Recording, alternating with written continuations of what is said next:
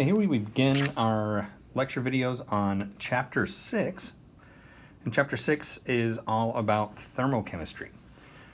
And before we can really get into too much of the nitty-gritties of what thermochemistry really is, we need to sort of set the stage for what we're going to be talking about. So first we have to address the difference between a system and the surroundings. And to do that, we need to talk about the universe. Okay, and literally we're talking about everything that exists, living or non-living, energy, what have you, everything that exists is encompassed in the universe. And then we can separate that idea into system, if I can spell, and surroundings.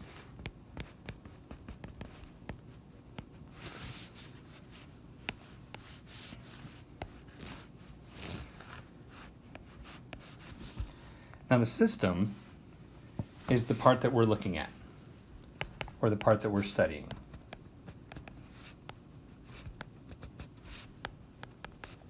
Or the part that we are taking a measurement of, whatever we happen to be focusing on, okay? The surroundings are literally everything else. Okay, so that's about the level that we're at. And when we say everything else, we're talking about everything in the entire universe. So let's start with some terms. So that we can set a sort of a base for moving on.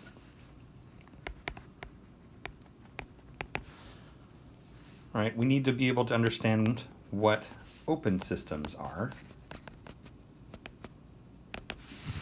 And an open system is allowed to exchange energy and matter with the surroundings.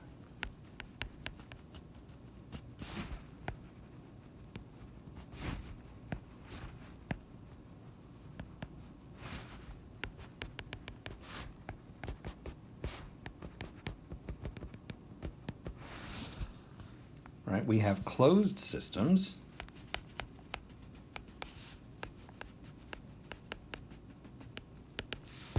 And a closed system will exchange only energy with the surroundings.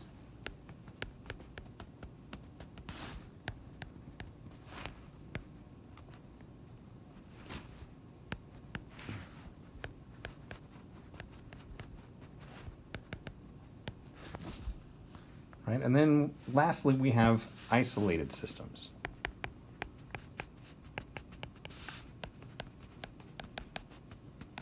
And at this point, you may have guessed there is no exchange with surroundings.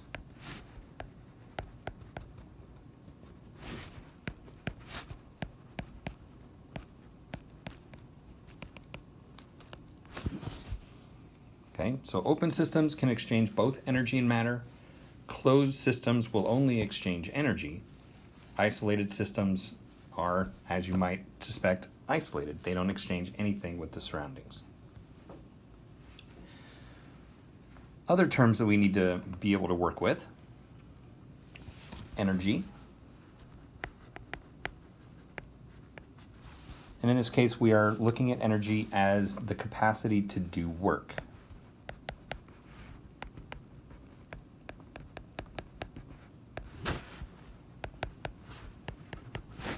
So we're looking at it sort of as from a physics standpoint.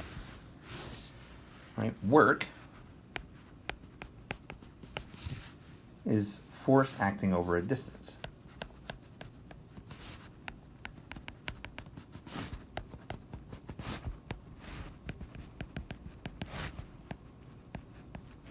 Okay, for example, if I push a chair across the room, I am doing work on that chair. I'm putting force on the chair and causing it to move. Potential energy.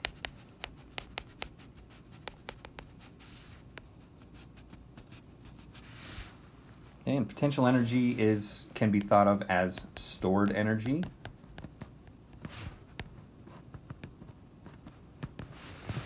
Okay, and it's the result of several possibilities. Position,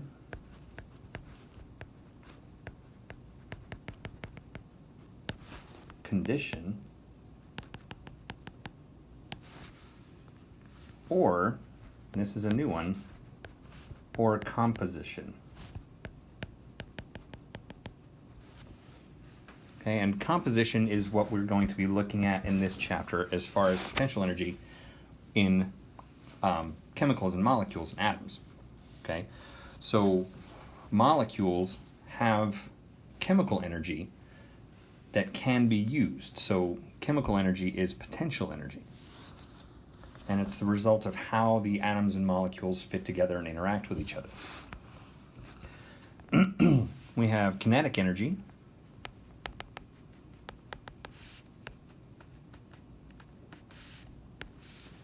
And that is the energy of a moving object.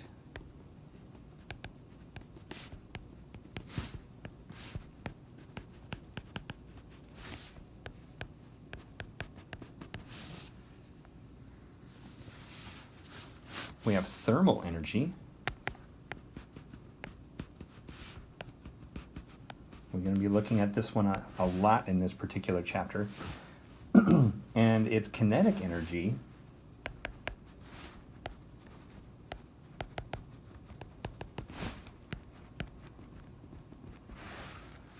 associated with random molecular motion.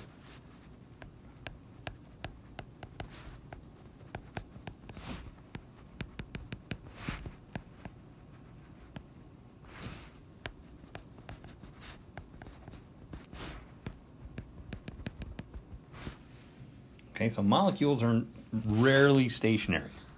Okay, almost never.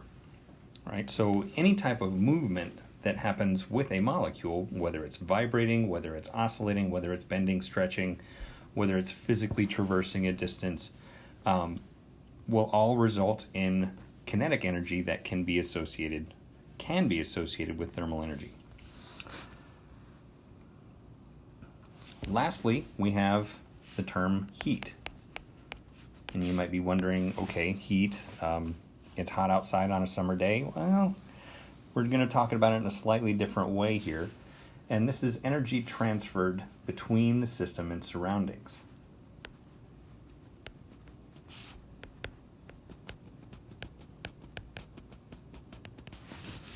And that's the important part.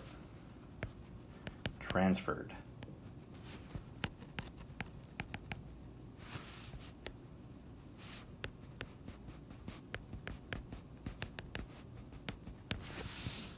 Okay, and this energy transfer results from temperature differences.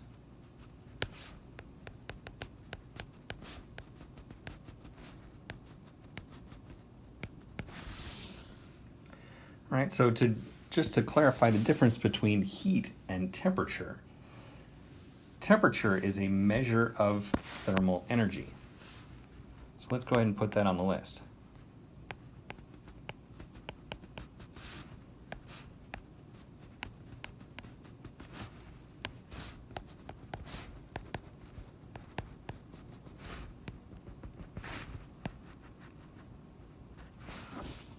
Okay, so temperature is a measure of the amount of thermal energy in a scenario, in a system or an object.